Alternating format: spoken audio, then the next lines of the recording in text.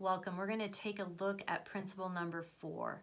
And as always, we're looking at this from a lens of how can we grow? How can we protect? How can we represent this principle in ways that strengthen our organizations and our teams?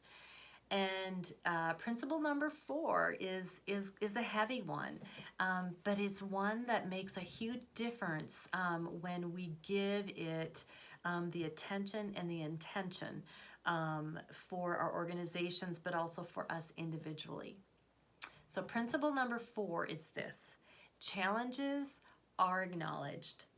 Energy is focused on what you desire to grow more. I'm going to say that again. Challenges are acknowledged. Energy is focused on what you want to grow more. We've all been a part of those conversations, whether they've been in meetings or boards that we've sat on, where we talk about the problem, how much we don't like the problem, how much money the problem's costing, how much we wish the problem would go away, can someone eliminate the problem, and we walk out of that meeting and we feel depleted, our energy might be low, and we might think, what did we accomplish? We really just talked about the problem. We gave not only acknowledging that there's a problem, but we gave all of our energy and focus to that problem. So what this principle talks to us about, what this principle reminds us of is that we need to name when there's a problem, but we need to focus in on what it is that we want to grow more of.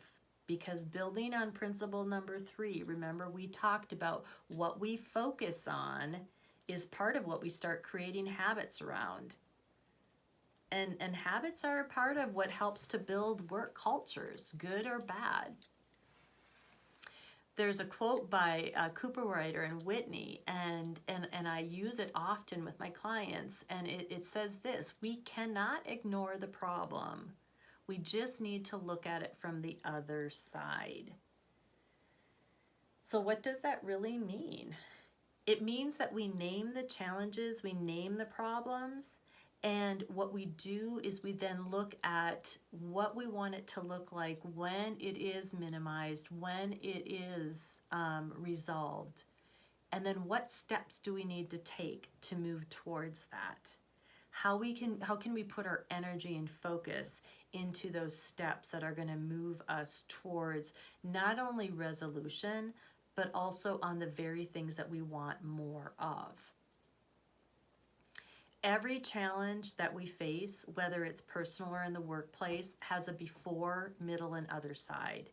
It's how we did our work before the challenge, how we're doing our work in the middle of the challenge, and how we want to or hope to do our work on the other side of this challenge. And when we look at that, it becomes very, very clear that what we do in the middle of a challenge matters. A strategy lies in the questions that we ask and then where we focus. And that's exactly what we're going to move into with our culture questions right now. Because what we need to ask ourselves in order to help us to acknowledge the challenge, but put the focus on what we want to grow more of, we have to start breaking it down a little bit into what can we control, what we cannot control, and what we can influence. And so here's our culture questions for us to dive a little bit in, whether again, personal reflection or with your team. When you name a challenge or a circumstance that you're dealing with, part of acknowledging it is then, again, like I said, breaking it down. So asking yourself, what can I control in this current challenge or in this circumstance? What can we not control in this current challenge or circumstance? What, who, where can we have influence in this challenge or in this circumstance? Because rather than spending a lot of your energy and time on what you cannot control, and remember when I talked about how when we're in meetings, we're talking about the problem, most of the time what we're talking about at that time is the very things we can't control. versus putting energy into identifying what you can control and what you can influence. But this is something that I've learned, is that naming what you can influence sometimes can be a challenge. And so I will often encourage folks to bring other people alongside them, to get another lens, to be able to say, what is it, that you can influence? What are things that you maybe didn't think you could influence, or people you could influence, or steps you could take that would influence that particular challenge and circumstance?